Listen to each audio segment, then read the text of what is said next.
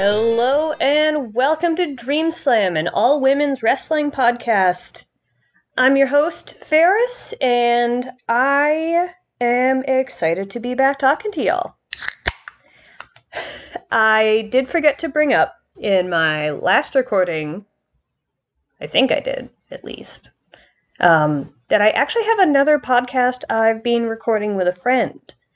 She's unfortunately a student, so we've been on a small hiatus, but it is called Lifetime Pals, and we watch Lifetime movies and after-school specials, and talk about all the things they want to teach us and whether or not they did a good job.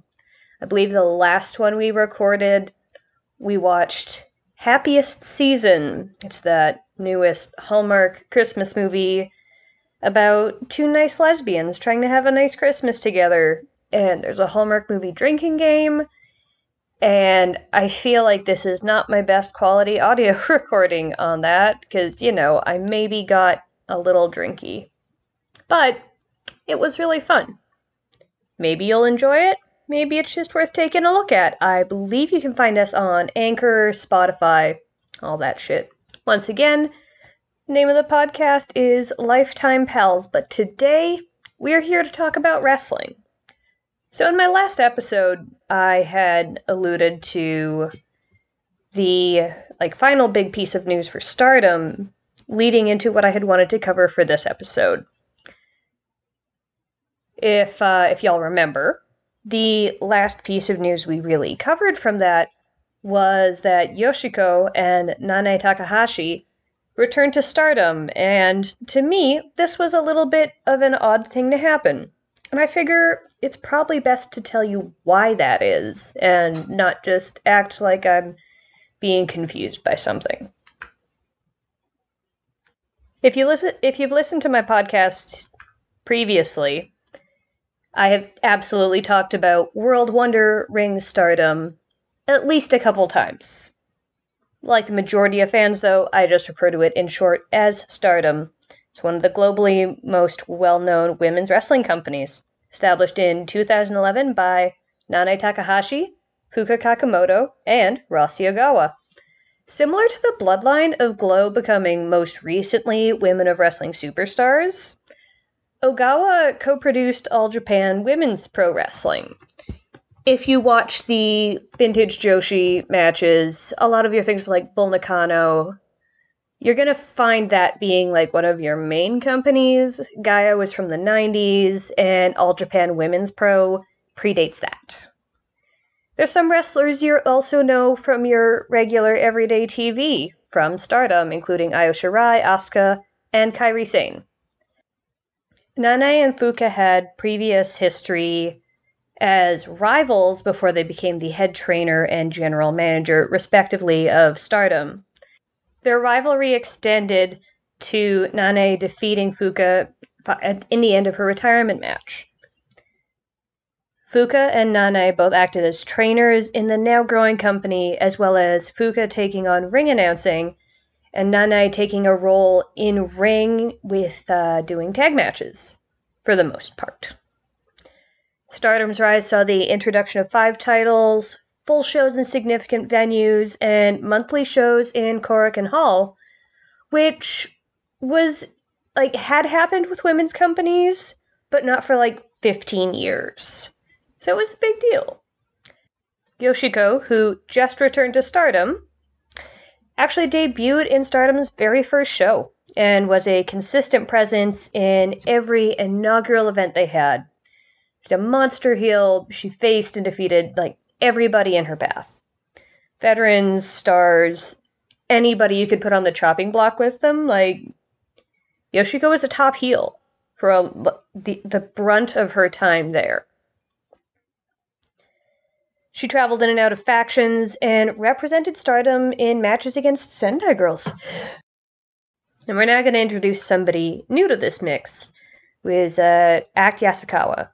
She debuted in 2012, so year after Stardom began producing shows. She's a super charismatic, she's the cookie cutter of the kind of person that you would see in Stardom. She's like on the smaller side. She's very cute, high energy, really easy to watch, really. She also struggled with health issues for her entire career, including like spinal injuries and complications of Graves' disease. She'd won the Artist, Wonder, and Goddess of Stardom titles in her short run with them. She had a true passion for wrestling and a very irresistible presence. I think a lot of folks will have seen her if you're watching a lot of women's wrestling. Most recently, at Pro Wrestling Eve's We're All Going to Die, Chris Wolf's retirement show. She'd been the manager of Oedo Tai when Chris was a member. Another way that fans might recognize her, actually, is Kairi Sane's Kabuki Warriors gear was based off of what Act always wore to the ring. Act and Yoshiko had very different paths, but they were successful in Stardom, holding many titles and being prominent stars within the company. Yoshiko was a brutal but steadfast opponent who could have easily had an incredibly long career in Stardom ahead of her, where Act's history of health problems would have led her to like a short but really bright career. They crossed paths as stablemates and enemies, and the most significant time they crossed paths would be when Act challenged Yoshiko for the Wonder of Stardom title. Leading up to this match, this is so Yoshiko's third title defense with the Wonder title. She'd actually won it off of Io Shirai. Act had been hospitalized for complications due to her Graves' disease and had surgery to repair blindness in one eye. She frequently wore an eye patch to the ring. Her gimmick was a little piratey, but it was also because there were health reasons behind it. Desperate to even be around wrestling, though, Act would find odd jobs, and she made promises to fans. She would be back in the ring to fight for her title soon. When the time came, though, Yoshiko initially refused to sign the contract for the match, seeming to feel that Act wasn't worthy. Their last scheduled match had been canceled due to Act's health. After some coercion, though, from the members of Oedo Tai, Yoshiko eventually did sign the contract. On February 22nd, Act Yakusawa got her match for the Wonder of Stardom title. With the support of her fans and Kyoka Kimura, Hana Kimura's mother, in her corner, she was ready to return to her biggest passion. Her drive for wrestling has led her to push past mental and physical health issues, and she was ready to try to take back that title she'd once held. Some accounts say that Yoshiko told Act to shoot on her before the first slap was thrown. In less than 8 minutes, Act received a beating that would permanently change her career. She suffered a fractured cheek, nose, and orbital bones, as well as a concussion. The referee failed to stop the match, and Rossi Ogawa actually didn't try to interfere with the match either until Kyoko Kimura threw a towel in the ring and tried to break up the fight. Act fought as hard as she could, but even by halfway through, her eyes were swollen shut, and she was unable to see or actually defend herself. You can easily find this match online, and I don't know if I want to recommend that for everybody. The match was dubbed the Ghastly match, and it received really intense media attention. The day after, Rossi held meetings with the head trainers to see what the appropriate response should be for this instance, as well as issuing a public apology. Yoshiko retired that May, only to return to wrestling in January for Seedling. Act briefly returned to wrestling in May, but retired in December of 2015 due to the injuries that she had received in that match. So there's a lot of things we'll never know about the Ghastly match, and it's easy to make villains within the context of a match where somebody was maybe deliberately injured. Wrestling is talked about differently from country to country, even. And in Japan, it's treated as legitimately as a sport can be. So you don't have the same, like, backstage, I'm blanking on the term for this, actually. There's no, like, shoot interviews, or they're not the same thing there. So there's no secondary accounts. There were people that had been, like, backstage that were asked about it in the past, and they mostly just say they didn't know anything about it, or they had nothing to do with it. There's been arguments made that both that, like, Nanai had left Stardom, either in solidarity with Yoshiko being retired, or because she was unhappy with herself and Yoshiko shouldering so much of the blame. Nanai moved forward to found her own wrestling company, and Yoshiko has been wrestling since, like, January 2016. And she's had really positive relationships with, like, every company she's worked with. She hasn't had a single mark on her report card past this incident's happening. Actus had a small presence in a few wrestling companies since, but she never got to return in full force. Like, she shows up as a manager here and there, but it's not the same as it once was. And now we come back to today.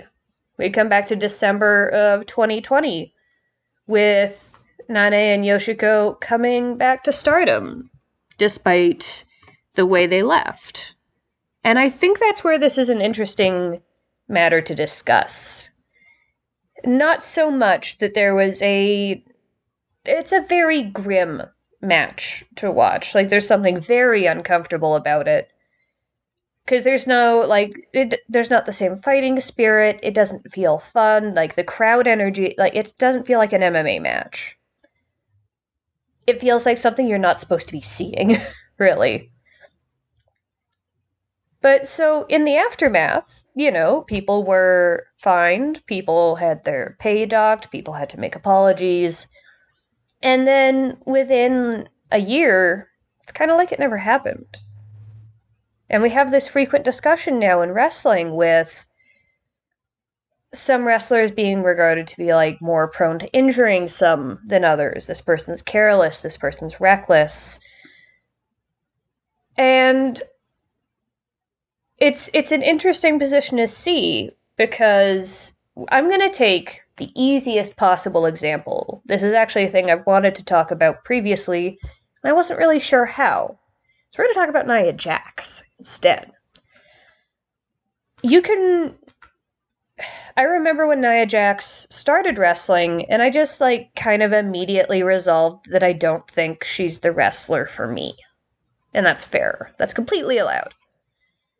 I didn't think she was terrible. I just didn't really think anything. I didn't care for her ring gear, and that's a really, petty and silly thing to talk about, so why bother, actually?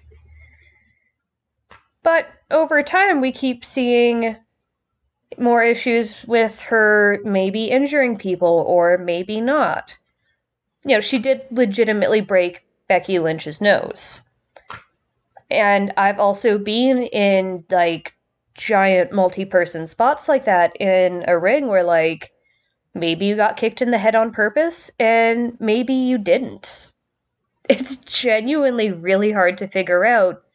And, you want to trust that your opponents are not deliberately trying to hurt you. That's a pretty reasonable thing to want to hear, or to want to feel. And I can think of the most recent clip that somebody brought up of her potentially injuring somebody was that, choke slam kind of powerbomb move. And I don't think it was as dangerous as people said it was. And maybe this is me having taken plenty of moves like this. But there's ways that some things look so much worse than others. And there's this dichotomy in, like in discussions about wrestling where we can pick a specific wrestler and say we don't like them, they're unsafe, they're this, they're this, they're this. And then you could see a clip of like dudes in the 90s in Japan beating the absolute piss out of each other, and that's fine. That's not a problem. There's a track record of some injuries, and that happens. And if somebody's injuring someone on purpose, what do we do with them? Well, here's an exact case of somebody deliberately injuring somebody, maybe, in the ring, and they got, there was an attempt at disciplining them, and then it went back to normal. And do we send them back to training to learn more?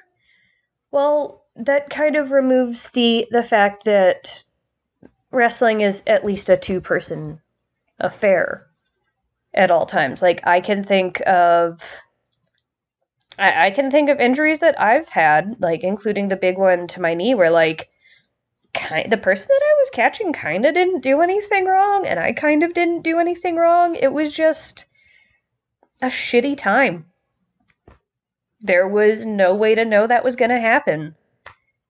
And, like, I know I've seen people take liberties with people in the ring as well, but it's not a thing that I've ever witnessed. You go as far as smashing somebody's face in, and then everybody's just like, hell yeah, good job, high five. That's not what happens. People will complain about people. They don't want to work with people they think are unsafe. So I feel, sometimes the trash takes itself out. I think we see enough people frequently working with Naya Jax that makes me believe she cannot possibly be that bad to work with, because when people are assholes in the ring, people request to not work with them. There's enough room in WWE that if somebody's just being a dick to you forever, I'm sure they could book you to not be working a match with them. And there's folks that haven't really worked against her that have had problems with her. There's also an update on an older piece of news. I know I had covered it initially, but if anybody remembers the news with Klein, she'd gone public to Twitter about her mistreatment by Ring of Honor, and they fired her while she was the champion for speaking out against them for mistreating her, for letting her work sick, for like almost deliberately underpaying her. And she's actually filed a lawsuit, for an employment discrimination lawsuit against Sinclair Broadcast and Ring of Honor, and it specifically names Jay Lethal. It talks about having an unsafe work environment and inadequate health and safety concerns. This has been quiet for a while. I do remember the news initially coming out because it was before the speaking out movement, and there was the huge spat on Twitter about it, and she's actually going forward with this, and I hope they don't, bleed her dry, or I hope she gets treated well. I hope she gets what she needs out of this. It's the least they could do for her, really. And that's everything I have for this time. I want to thank everybody for tuning in. If you have any questions, comments, suggestions, what have you, you can find me on Twitter at DreamslamAWWP, and you'll be hearing again from me soon.